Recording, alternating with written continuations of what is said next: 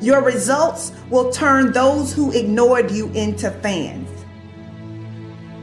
So don't slow your progress because you're trying to convince other people. Don't slow your progress because you're trying to drag too many people with you. Sometimes you're not hitting your goals because you are carrying the weight of those around you.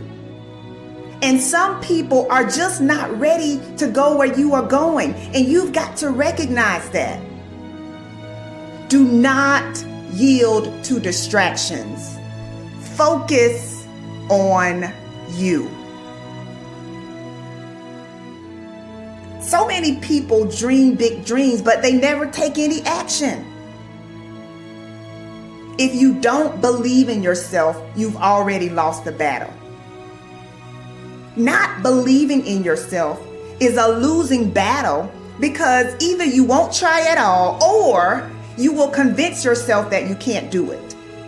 And when you convince yourself that you can't do it, your results are going to confirm what you believe.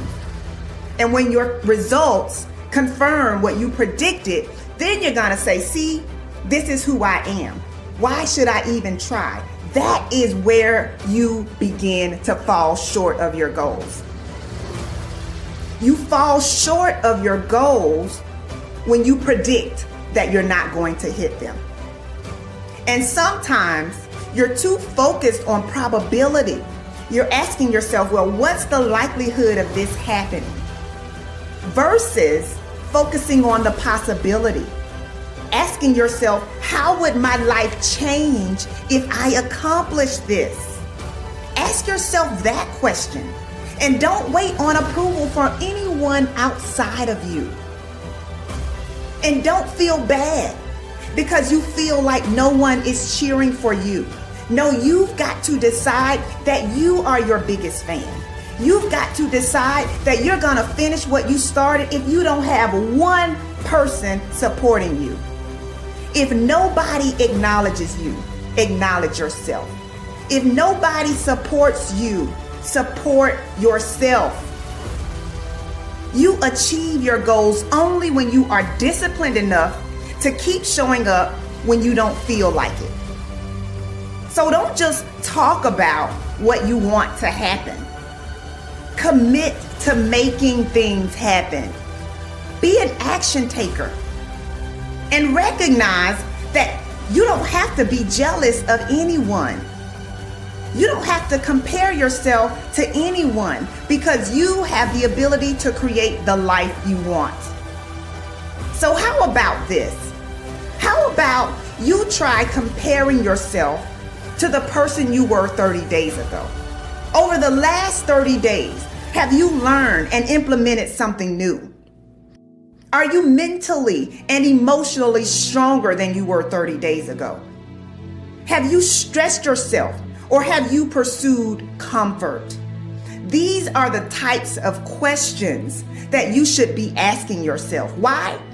Because winning requires focus.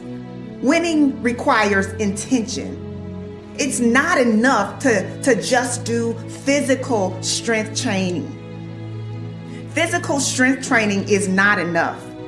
You also have to train your mind to handle stressful situations. You also have to increase your capacity to handle rejection and disappointment. Why? Because when you train your mind to be strong, you are less likely to quit when you encounter resistance. So what do you believe about you? How do you talk to you about you? Take a moment to think about what you've been saying to yourself about yourself. The good news is that your mind will believe whatever you tell it. So make sure that you are speaking your desires and not your fears. You get to choose how your mind serves you. You get to choose whether or not you will pursue peace or toss and turn at night because you're not seeing the results that you desire to see.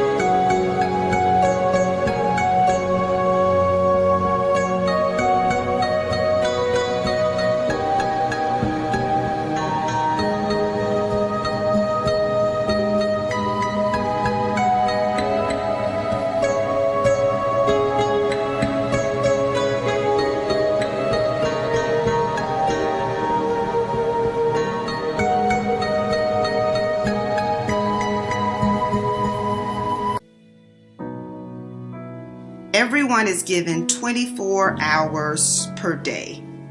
Some people are super productive, while others are not productive at all.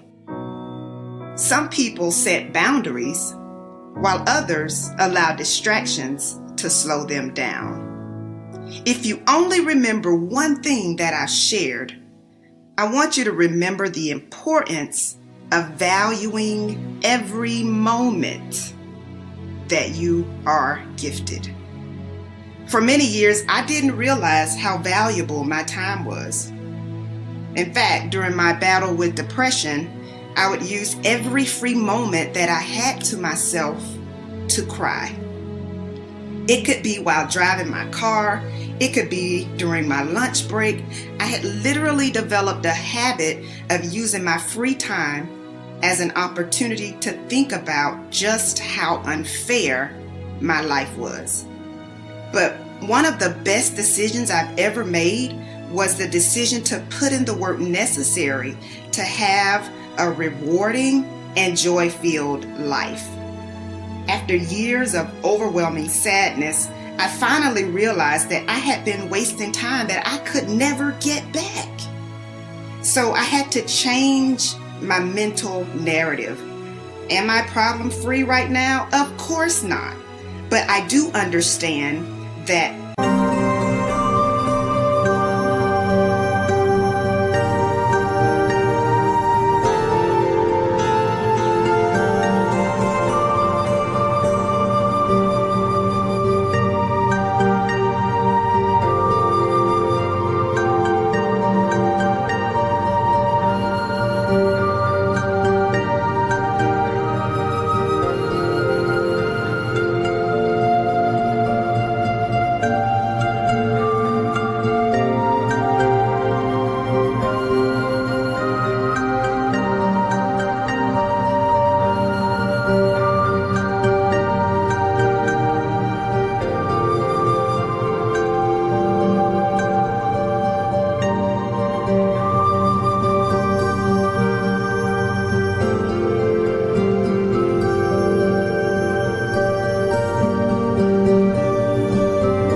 worry and unhappiness is a distraction. So if unhappiness will not resolve your problem, doesn't it make sense to at least attempt to enjoy life? You know, it is possible to smile and enjoy your life even when you are going through a difficult situation.